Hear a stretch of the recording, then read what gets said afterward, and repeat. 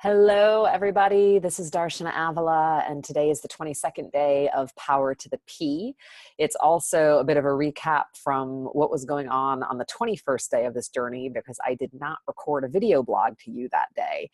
So I'm going to just start right there and address what happened, which is that on Monday night, I was on a red-eye flight traveling across the country, and I pretty much hit the ground running yesterday and had a really full day and evening of client sessions. And between that and being in transit and just making sure I had a chance to have a shower and put food in my body and go to sleep at a somewhat decent hour, there wasn't a whole lot of juice left for more. And yeah, I felt some guilt around that, but I also quickly just let that transform into compassion. This was the reality of a really full day, and I honored it as best I could. And here I am, starting this 22nd day, picking the rhythm back up. Self-pleasure, self-love is the theme here. And yes, that's taken the form of mindful masturbation very often, many of these days, but it's also been a phenomenal opportunity for me to explore what self-pleasuring is beyond just the concept of hands-on genitals. So today, I was waking up in a new place, new city, new apartment, not my space. This is what happens when you travel, which I do a fair amount of, so it's not totally foreign to me. And I have some routines and some rituals then that get to help support me in this that I'm really familiar with. And this morning, I allowed myself to just sleep a little later than this time zone would indicate, although it was about normal for me. And just the restfulness was a super important way for me to begin. And I noticed that when I woke up this morning, I had a lot of arousal in my body. That's not unusual for me when I'm seeing a lot of clients, and, I work in realms of sexuality. And so often I'm holding my own energy to be in service to the other, but it doesn't mean I'm not feeling things. And so I find that sometimes I wake up the next day and I'm like, ooh, all this turn on is happening in my body. What do I do with that? So how do I stay responsible and respectful when I am in a session space and then still take care of my own needs?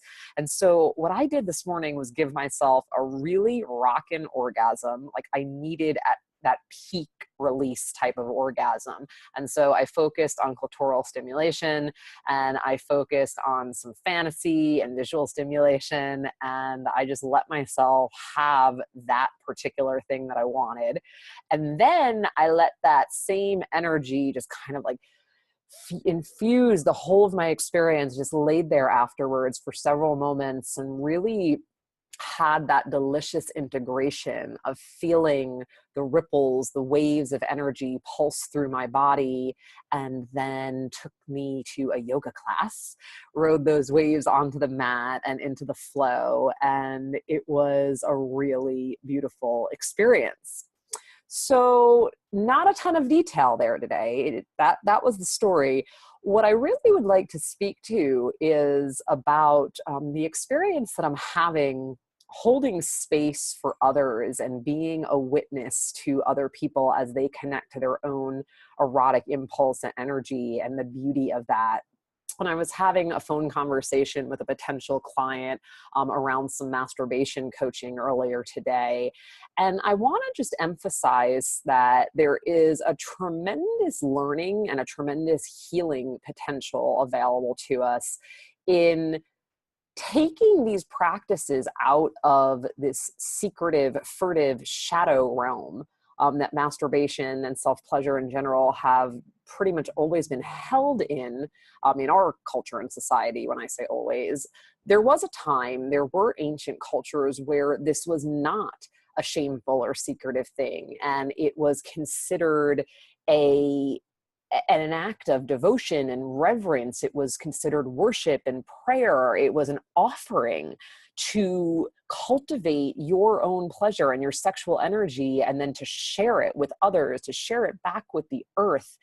And I've been considering these more ancient ways and how we might bring them into modern times. And so I really wanted to just touch on that today in speaking to you in the power and the privilege and the preciousness of sharing our masturbation practices. So whether that's looking to a professional, someone who does the quality of work that I do as a somatic sex and intimacy coach, sexological body workers, there are various other tantra practitioners and different sex workers of many, many different sorts. Such a wide range of professionals. And some of it has a little bit more of that public above board persona. And some of it is still closeted because this is the world that we live in.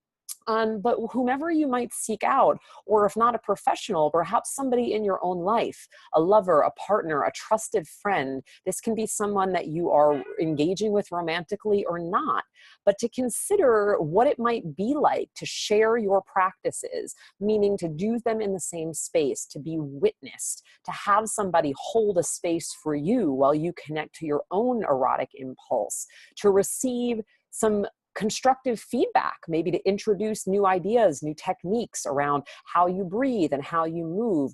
There's such huge power in that. And just because it's been a theme that's been up for me a lot, and in particular, like I said, I just was having a conversation a little while ago that brought this very present to me. It's what I felt called to share with you here today. And so if you're somebody who feels that inspiration, I would love to support you and hold space for you in that way. And as I said, it's really just down to somebody that you trust and that you feel a resonance with making themselves available, be it a professional or a personal connection. So that's my little tidbit for today. And I'm looking forward to my body like fully calibrating to the new time zone and the new city and the new energy this week, and diving back into slower and more sumptuous practices and all that is to come as we move through this final week of the journey. Look forward to hearing from you as well. And I will be back tomorrow with more. Take care. Be well.